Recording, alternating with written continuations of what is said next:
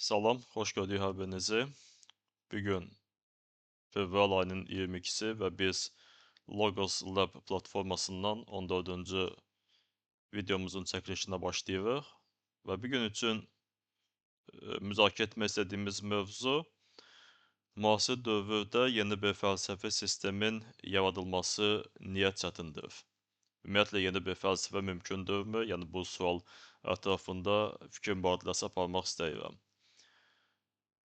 Çox tez-tez qarşımıza çıxa bilir, yəni müxtəlif insanlar tərəfindən, yəni bu filosoflar və ya qeyri-filosoflar tərəfindən yeni bir fəlsəfi sistemin yaradılmış olmasına dair iddialar səsləndirilir və ilk baxışda insanda maraq doğura bilər. Yəni bu əgər yenidirsə, yəni bu yenilik özündə nəyi ifadə edir? Yəni bu konteksti ilk öncə analiz etmək lazımdır ki, yəni bu fəlsəfi sistemin yeni olub-olmamasına dair müəyyən bir fikir və yaxud nəticə əldə olunmuş olsun. Beləliklə, əgər analiz etməyə başlasaq, məncə biz akademik fəlsəfə ilə fəlsəfi coaching, yəni bu anlayışları bir-birindən fərqləndirməliyik. Yəni bizim əslində, məsələn, YouTube platformasının Azərbaycan dilində olan segmentində rast gəldiyimiz, yəni fəlsəfə adına danışan insanların əksəriyyəti əslində bu akademik fəlsəfə ilə məşğul olmurlar. Yəni bu daha çox fəlsəfi coachingdir. Yəni fəlsəfi coaching özü də, yəni lazımlı bir sahədir, faydalı bir sahədir, amma sadəcə olaraq bu akademik fəlsəfə deyildir. Və müasir dövrdə əslində fəlsəfənin gələcək inkişafını onun bir coaching istiqamətində də tətbiq oluna bilməsinə dair geniş yayılmış bir fikirlər vardır. Yəni bu insanın psixoloji və yaxud mental vəziyyətinin balanslaşdırılması, müəyyən bir harmonik vəziyyətə daxil olması, müəyyən bir pozitiv impulslar kəsb etməsi, əldə etməsi üçün, yəni bu istiqamətdə olduqca vacib bir istiqamət kimi qiymətləndirilir. Və bu istiqamətdə fəlsəfi coaching, məsələn, psixoloji yardım, psixoterapevtik yardımlar ilə bir paralel tətbiq oluna bilər və psixologiyadan fərqli olaraq burada akademik psixologiyanın tətbiq sahəsi deyildir.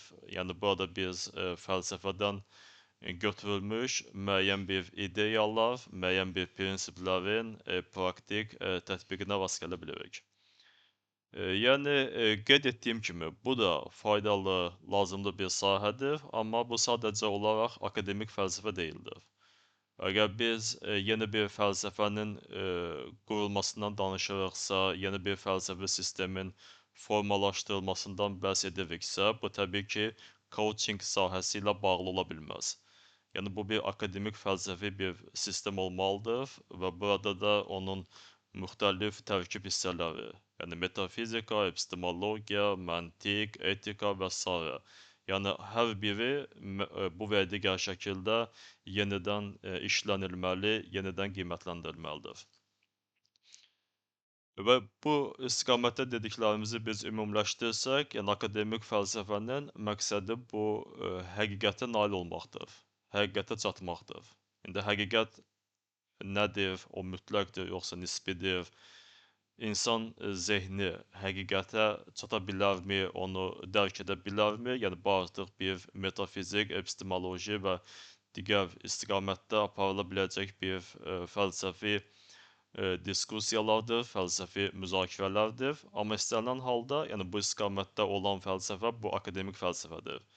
Bu adətən akademik fəlsəfə bu geniş insan kütləsi, auditoriyası üçün deyildir.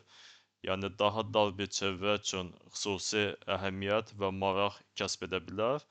Və biz dar çərçivə deyəndə bu yalnız filosoflar ilə təbii ki, məhdudlaşmır. Yəni adətən elm sahəsində məşğul olan mütəxəssislər, yəni alimlərin özləri də, yəni bir səviyyədən sonra elmin özünü yenidən qiymətləndirməyə başlayan zaman artıq fəlsəfi domeninə, fəlsəfi sahəsinə daxil olmuş olurlar. Amma istənilən halda bu akademik fəlsəfədir, yəni fəlsəfi coaching deyildir. Və dil sistemində xüsusi diqqətli olmaq lazımdır. Yəni fəlsəfi coachingdə adətən irəli sürülən mülahizələr, fikirlər, bunlar əminlik ifadə edən fikirlərdir. Yəni insanlar adətən bunu çox əminliklə irəli sürürlər. Yəni düzdür, bu fəlsəfənin mahiyyəti ilə haradasa uyuşmaya da bilər. Çünki fəlsəfə adətən öz etimologiyasından çıxış edərək də nisbi həqiqətə, nisbi biliyə, nisbi həqiqətə deyil, nisbi biliyə iddia edə bilər. Yəni ingilis dilində relative knowledge dediyimiz bir şeyə iddia edə bilər. Yəni bir insan zehni tam şəkildə, yəni hər hansı bir obyekti, fenomeni, hadisəni dərk edə bilməz. Onun yalnız bir aspektini, bir rakursdan olan cəhətlərini dərk edə bilər və bu istiqamətdə bir bilik formalaşdıra bilər.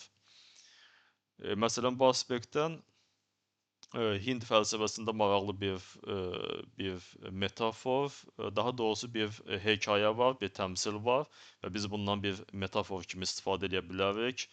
Yəni 7 kör insan, görməyən insan filə toxunur və hər bir insan toxunuşuna əsasən, yəni qarşısındakı obyektin necə olmasına dair biliklər əldə etmiş olur.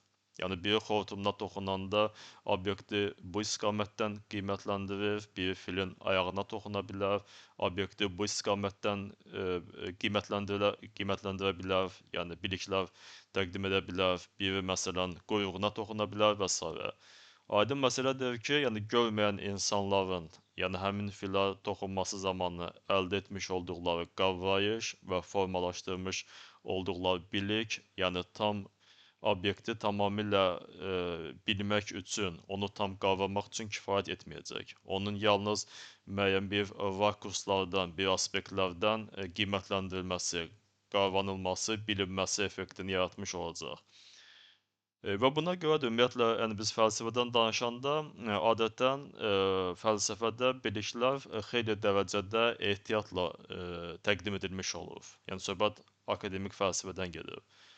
Yəni mənə görə, mənim fikrimcə, mən belə hesab edirəm, məlum deyildir ki, biz tam qəti əmin deyilik ki, yəni bu qəbildən olan ehtimal ki, güman ki, biz fərz edirik ki, yəni bu qəbildən olan ehtiyatı bildirən, yəni müəyyən bir fəlsəfi dillə desək, inamın özünü dərəcələrə bölən, yəni biliyin özünün nə dərəcədə qəti, nə dərəcədə ehtimali, yəni hipotetik xarakter daşımasını özündə ehtiva edən müxtəlif söz birləşmələrinə və yaxud mülahizələrə rast gəlmək mümkündür.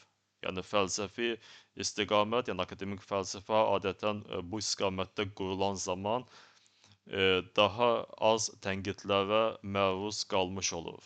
Yəni biri var, mən qəti şəkildə hər hansı bir fikir irəli sürürəm, bu zaman tənqidlər daha ciddi ola bilir.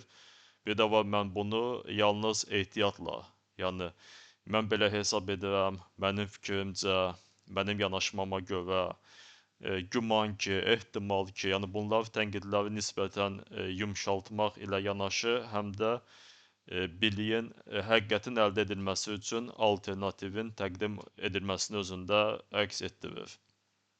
Amma fəlsəfi coachinglə məşğul olan insanlar adətən qeyd etdikləri fikirləri yeganə bir variant, yəni invariant bir fikirlər kimi təqdim edirlər və bir çox hallarda da ola bilsin ki, mütləq həqiqəti özlərinin qeyd etdikləri fikirdə əks olunduğuna dair bir iddialar irəli sürə bilərlər. Halbuki biz qeyd etdiyimiz kimi akademik fəlsəfə baxımından, yəni bu məqbul bir variant deyildir. Və qayıtsaq müzakirəmizin əvvəlinə, yəni biz əgər yeni bir fəlsəfi sistemlə danışırıqsa, bu təbii ki, akademik fəlsəfənin nəzərdə tutulmasını özündə əks etdirir. Və yeni bir fəlsəfi sistemin qurulması üçün mütləq şəkildə fəlsəfənin tarixinə dair dərin biliklərə malik olmaq lazımdır. Yəni ola bilsin ki, bu sizin üçün yeni bir fəlsəfi sistem təəssüratı yarada bilər, amma bu ola bilsin ki, müxtəlif tarixi zamanlarda müxtəlif sivilizasiyalar tərəfindən yaradılmış olan fəlsəfi məktəblərdən götürülmüş ola bilər. Yəni onlarda da öz əksini tapa bilər. Yəni sizin fikirləriniz ilə həmin fikirlər arasında çox böyük oxşarlıqlar ola bilər. Yəni bu artıq fəlsəfə tarixini daha yaxşı bilən bir auditoriyada yeni bir fəlsəfi məktəb təəssüratı yaratmayacaq. Yəni siz hətta birbaşa həmin fəlsəfi məktəbdən qidalanmasanız belə, yəni ilk yanaşma belə ola bilər ki, yəni siz fikirlərinizi əslində həmin fəlsəfi məktəblərdən əxz etmisiniz. Buna görə də fəlsəfə tarixi ilə də ciddi məşğul olmaq lazımdır. Məsələn, bu ilk növbədə təbii ki, antik fəlsəfədən başlanılır, yəni qədim Yunan, Roma fəlsəfəsi. Eyni zamanda müxtəlif fəlsəfi məktəblər bu Hindistanda, Çində, orta əsrlər ərəb müsəlman fəlsəfəsi, xristian fəlsəfəsi və daha sonra artıq biz Avropa fəlsəfəsi yeni dövrdən etibarən yeni bir istiqamətdə fəlsəfi məktəblərin, diskussiyaların, debatların formalaşmasına şahidlik edə bilirik. Və əslində müasir fəlsəfədə belə bir yanaşma da vardır ki, əslində fəlsəfədə artıq yeni bir sistem yaratmaq mümkün deyildir. Yəni bizim yeni bir fəlsəfə və yaxud yeni bir fəlsəfənin bir alt istiqaməti, alt sistemi olaraq təqdim etdiklərimiz sadəcə olaraq kitab rəfində kitabların yerinin dəyişdirilməsindən başqa bir şey deyil. Yəni artıq kitab rəfi mövcuddur, kitablar orada öz əksini tapmışdır. Yəni müasir filosoflar sadəcə kitab rəfində kitabların yerini dəyişdirməklə sanki yeni bir fəlsəfə yaratmış olduqlarını iddia edirlər. Yəni belə bir yanaşma da vardır. Yəni bu şəxsən mənim fikrimcə o qədər də həqiqəti az olan bir ideya deyildir. Yəni doğru olması ehtimalı az olan bir fikir deyildir. Yəni biz müasir fəlsəfi sistemləri analiz edən zaman onların xeyli və ya əhəmiyyətli dərəcədə daha əvvəlki fəlsəfi məktəblərdən, fəlsəfi ideyalardan qidalanmasına şahidlik edə bilirik. Və buna görə də bütün bu konteksti biz göz önünə gətirsək, yəni bütün bunlardan kənarda, yəni heç bir zaman deyilməmiş, yəni fundamental cəhətdən yeni bir ideyalar, fikirlər, müzakirə predmetinin özündə əks etdirən bir fəlsəfi sistemin yaradılması, bir fəlsəfi məktəbə başlanğıcın verilməsi, yəni bu olduqca və olduqca çətin bir sahədir, çətin bir məsuliyyət sahəsidir. Və növbəti diqqət mərkəzinə gətirmək istədiyim məsələ, yəni biz əgər müasir dövrdə yeni bir fəlsəfi sistemdən danışırıqsa, yəni bu fəlsəfi sistem mütləq şəkildə elm ilə uzlaşdırılmalıdır. Yəni elmi tam inkar edərək də, elmi tam görməzdən gələrək də, əgər biz bir fəlsəfi sistem yaratmağa başlayarıqsa, bu çox güman ki, bizim elmi cəhətdən biliksizliyimizin, yəni savadsızlığımızın bir ört-basdır edilməsi, gizlədilməsi xarakteri daşıyacaq. Belə bir atributu özündə əks etdirmiş olacaq. Yəni mən demirəm ki, elm həqiqətə fəlsəfədən daha çox yaxındır. Yəni elmi biliklər fəlsəfə ilə müqayisədə daha ciddidir və s. Yəni bunu qeyd etmirəm. Yəni bu da əslində intellektual tarixdə scientism adlanan bir ifrat cəryanın formalaşmasına gətirib çıxarır. Bu da doğru bir yanaşma deyildir.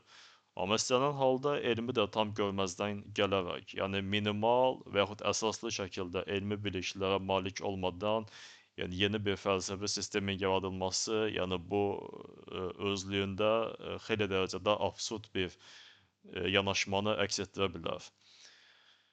Və ola bilsin ki, bu baxımdan əgər biz fəlsəfə sahəsində müasir dövrdə, əgər formal tədris sahəsinə baxarıqsa, yəni aparıcı universitetlər, yəni bu qərb universitetləri, məsələn Harvardı götürəriksə, yəni burada fəlsəfə sahəsində daha ciddi bir tədqiqatların aparılması, yəni mən PhD səviyyəsində, doktorluq pilləsində tədqiqatların aparılmasını nəzərdə tuturam. Bu zaman mütləq şəkildə fəlsəfənin elmlə uzlaşdırılmasına xüsusi diqqət yetirilir. Yəni əgər məsələn mən Harvardda əgər oxuyuramsa, yəni orada PhD tələbəsiyəmsə, əgər metafizikadan bir dissertasiya müdafiə etmək istəyirəmsə, məsələn bu materiya haqqındadırsa, mən materiyanın, yəni elm çərçivəsində öyrənilməsini özündə əks etdirən biliklərə malik olmalıyam. Yəni bu fizika, məsələn kvant fizikası ola bilər, bu elementar hissəciklər fizikası ola bilər və s. Yəni mən fizikanı bilmədən materiya ilə bağlı hər hansı bir doktorluq dissertasiyasını yaza bilmərəm. Çünki mənim qeyd etdiklərim əgər fizika ilə ciddi bir ziddiyyət təşkil edərsə, yəni bu ilk baxışda çox asanlıqla bir elmi savadsızlığın bir nümunəsi olarsa, bir göstəricisi olarsa, bu artıq fəlsəfi cəhətdən də heç bir əhəmiyyət daşımış olmayacaq. Və yaxud əgər mən məntiq ilə məşğul olmaq istəyirəmsə, müasir məntiq bu riyaziyyat ilə paralel inkişaf edən bir sahədir.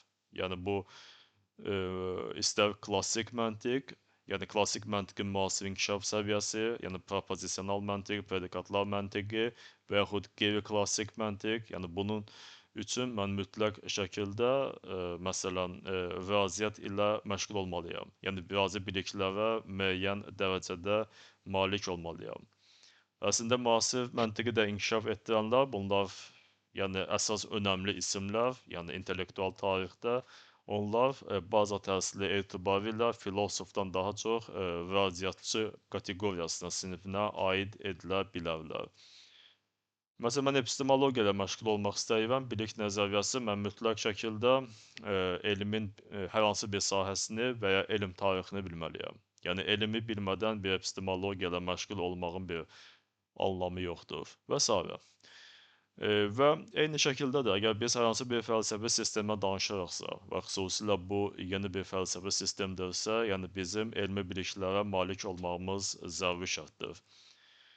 Və burada xüsusi bir məqamı qeyd etmək istəyirəm. Yəni bu elmi biliklərə malik olmaq deyən zaman, yəni mənim üçün yeni ola bilən, yəni hipotetik olaraq mənim tərəfimdən irəli sürülmüş olan hər hansı bir fəlsəfi sistemi təsdiqləyən elmi faktların sistemsiz toplanmasını nəzərdə tutmuram. Yəni ola bilsin ki, mən iddia edirəm, yəni mən yeni bir fəlsəfi sistem yaratmışam. Yəni bu sözləri, bu fikirləri indiyə qədər heç kim irəli sürməyib və mən sadəcə olaraq bu fikirləri təsdiq edən, yəni verifikasiya edən elmi ideyaları, əgər elmi biliklər içərisindən sistemsiz şəkildə seçərək, öz istədiyim şəkildə interpretasiya edərək, yəni sanki elmlə fəlsəfə arasında bir uzlaşma yaratdığımı iddia edərəmsə, bu artıq məntiqi cəhətdən yanlışlıqdır, məntiqi cəhətdən səhvdir. Və bu baxımdan da biz elm deyəndə, yəni bu bizim istəklərimizdən, bizim subyektiv maraqlarımızdan, bizim hətta fəlsəfi dünya görüşümüzdən asılı olmadan belə, yəni elm kontekstində hansı bir tədqiqatların aparılması, hansı biliklərin əldə edilməsi, yəni bununla bağlı araşdırmanın aparılmasını nəzərdə tuturuq. O başqa bir məsələ ki, yəni siz elmdən götürdüyünüz hər hansı bir deyək ki, ideyanı, datanı, biliyi yenidən təftiş edə bilərsiniz, ona tənqidi, analitik yanaşa bilərsiniz və bunu da yalnız və yalnız məntiq və meta elm, meta fəlsəfə çərçivəsində etmək mümkündür. Yəni bu da fərqli bir müzakirə predmetidir. O istiqamətə keçid almaq istəmirəm. Amma istənilən halda kimsə deyir ki, mən yeni bir fəlsəfi sistem yaratmışam, həm də baxmaq lazımdır ki, həmin insanın müasir elm ilə tanışlığı hansı səviyyədədir. Yəni bu kvant fizikasını nə dərəcədə bilir, əgər materiyadan danışırsa və yaxud elementar hissəciklər fizikasını nə dərəcədə bilir və yaxud məntiqdən danışırsa nə dərəcədə riyazi biliklərə malikdir, əgər epistemologiyadan danışırsa nə dərəcədə elmi biliklərə, elm tarixinə dair biliklərə malikdir, sahibdir. Yəni bunların heç biri haqqında əsaslı bir fikrə, dataya, backgrounda malik deyilsə, çox böyük ehtimalla həmin felsefi sistem, yani onun tərəfindən irəli sürülən və yeni adlandırılan fəlsəfi sistem çox böyük ehtimalla elmi biliksizliyin örtbasdır edilməsi, gizlədilməsi xarakterdə daşıya bilər. Yəni ciddi bir fəlsəfi sistem olmayacaq. Və burada diqqət mərkəzinə gətirmək istədiyim sonuncu məsələ, yəni bu yeni bir fəlsəfi sistem, bunun mütləq şəkildə müasir fəlsəfənin bir alt qatları, yəni qolları vardır. Yəni yeni bir metafizik sistem olmalıdır.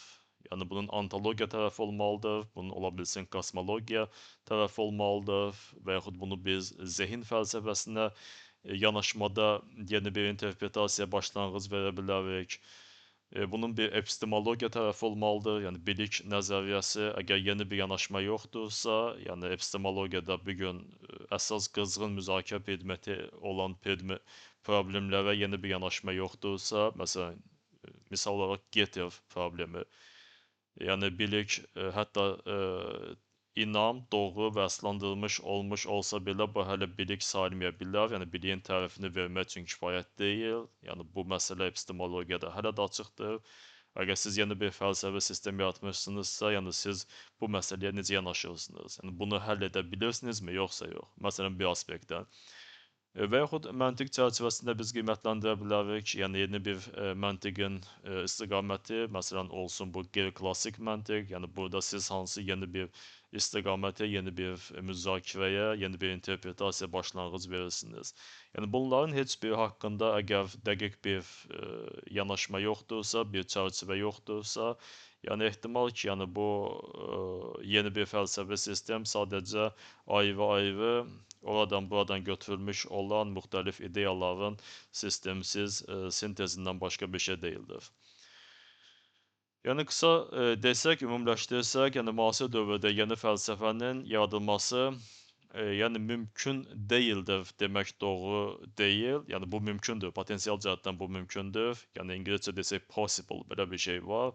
Amma olduqca çətin bir şeydir. Yəni bu göründüyü qədər asan bir şey deyil.